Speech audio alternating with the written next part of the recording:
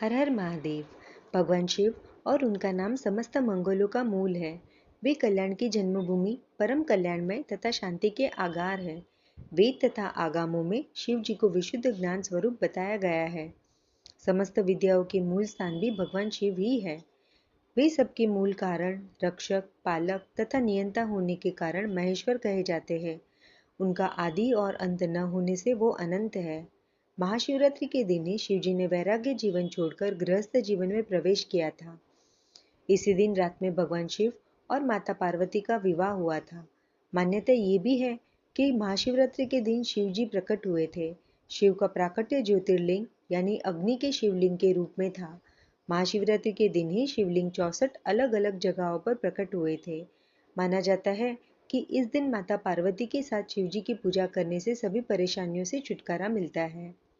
महाशिवरात्रि के दिन कीजिए इन मंत्रों का जाप। ओम नमः शिवाय। ओम पार्वती पतये नमः।